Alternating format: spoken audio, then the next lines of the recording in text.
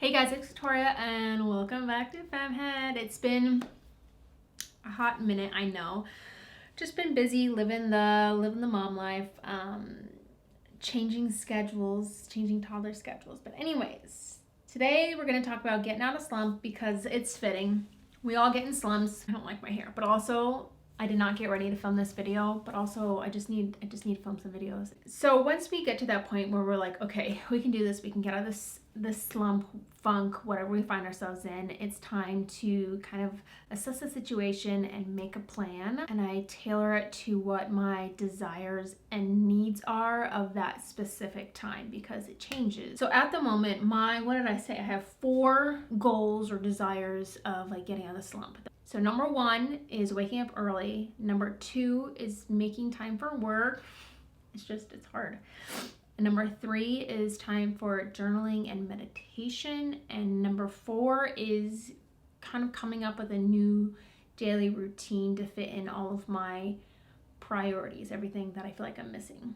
Once you figure out the couple things that you want to change, whatever it is, then you can go through one by one and figure out what that actually looks like and what the tangible steps are for you to get to that point. So the first one is waking up early. I think this is the one I have like the most information on because this is like the hinge on which everything relies on my days. I'm a type of person where my day is definitely determined before I wake up or like when I wake up. Do I have time to myself to accomplish a few of the things that I want to do, or am I like jolted into mom mode and don't really just feel like I'm scrambling the rest of the day and not finding any time for the things that I want to do? So what time I wake up determines my day. And this is ranged anywhere from like 6:30 and they wake up 5 minutes later, whatever, to 4 a.m. And that was a crazy time. Actually, it wasn't that wild. As you can imagine, going from 7:30, whatever time you normally wake up, to 5 a.m. is kind of a leap. So you kind of have to do it in increments over a week or several days. Like you can't just go from going to bed at 2 a.m. to going to bed at 9 p.m. Your body is not sending those signals. You'll figure out what your sweet spot is as far as how much sleep you need and what time you need to wake up. Hey bud, I told you I need you to be quiet so I can film my video. What are you filming? I'm just filming a video. Okay, can you go watch Octonauts? So with a little trial and error, or you might already know what your sweet spot is for how much time you need to sleep, like how many hours you need of sleep, and then what time you need to wake up. For me, I've kind of realized that like 7 hours, 7.5 hours is my sweet spot. Anything over 8 hours, I swear I am more tired than if I would have gotten 7 hours. And then as far as waking up goes, the boys usually wake up anywhere between like 6:30 and 7. If I wake up at 6 or 6:30, that's not enough time to like do anything. And my 6 a.m. alarm would go off and I'd be like, oh, turn it off, because I was tired because Lincoln was waking up, and B, I was like, I'm going to get like 2.3 seconds to myself, so I'm going to enjoy my 2.3 seconds in bed. And then obviously 4 a.m. from my memory was just too early. It was a lovely time, but it was, I don't know, just a bit too much for me because I could really tell I was tired later in the day. So if I want 7 hours of sleep and I want to wake up at 5 a.m., that means I need to go to bed at 10 p.m. and I need to give myself a little bit of a buffer for like the actual falling asleep. So like I need to be actively trying to fall asleep at 9:30 p.m. Step 2 is time to work. And like I said before, this goes hand in hand with waking up early because big chunk of time that I usually can have uninterrupted is in the morning. Not having time to work lately has been a big downer for me. I don't know, I just miss it. It gives me a bit more purpose and I enjoy it. So I'm really trying to find time, make time, let go of expectations of what my perfect work atmosphere needs to look like. Theo doesn't nap anymore. He'll be 4 in a couple weeks. Lincoln still naps about 2 hours, but I just wasn't working during nap time anymore because like Theo's up, but coming to the realization that like letting him have some quiet time, whether that's like playing with something, watching TV, something that's going to keep him quiet and occupied for a while allows me then to use this as work time and filming time, because I normally would always film my videos during nap time, because at 5 a.m. there's not a lot of natural light, and that's what I like to film my videos with. But we're lowering our expectations. If I can get a chunk of work in before they wake up, best case scenario. If I can get some work done while Lincoln's napping and Theo's having some quiet time, great. But it doesn't have to be a perfectly quiet, perfectly like curated work atmosphere. It's changed a lot what working from home with kids looks like. You know, sometimes it's when they're content and playing in another room, or they're sleeping or napping, or, you know, they could be sitting on my lap while I like finish emails, or it's me pulling stickers off and handing them to Lincoln so he can put them on his pad of paper while I'm trying to work. Baba, I don't want you in here.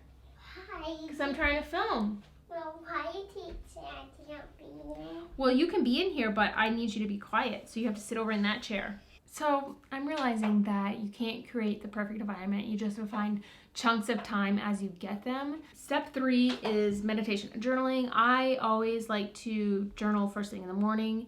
I make my cup of coffee, I get my morning pages out, and that's how I start my day. And that's just the best way to start my day, because it's a great way for me to clear out my head, get all the like swirling thoughts, to-dos, ideas, whatever it is, out of my brain onto paper and into the appropriate places, whether it's to-do list, my calendar, my content calendar, whatever it is.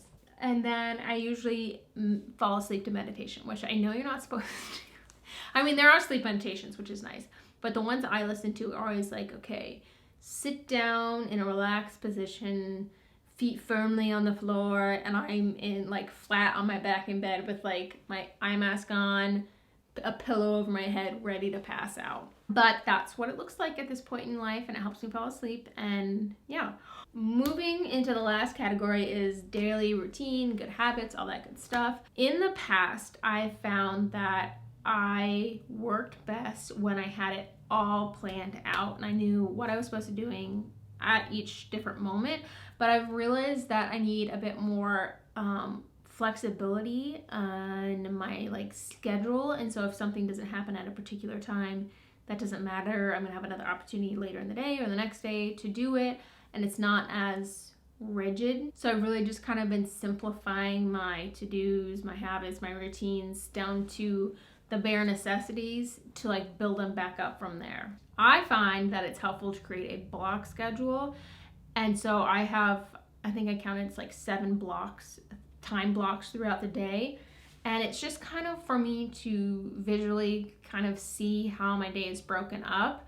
And these are natural sort of things. So it's like from 5 a.m. to 7 a.m. morning routine. And then it's like make breakfast, get ready for the day, morning activities. I don't need to go through all of them, but like they're broken up into natural chunks. And so I can look and see like, oh, okay, like if I need to run errands, that's best done after nap time in the afternoon. If I know I like to schedule appointments, usually like first thing in the morning or after naps once again. It helps me visualize my days. It helps me like plan things out or know where to put certain tasks and things. I'm a visual person. And I also find that creating a block schedule is helpful for trying to find places where you want to fit the good habits, you know, find time to do whatever it is. Anyways, that's kind of the things that I'm trying to do to get my shiz together. It's working. It doesn't happen overnight.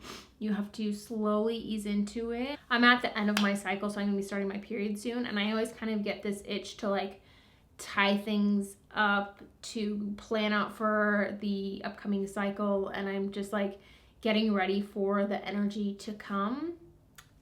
So I go with it. So that's what I have to say about getting our stuff together, because it happens, we get in a slump, but we can find a way back out and find a new way of doing things that works better for us and all that good jazz.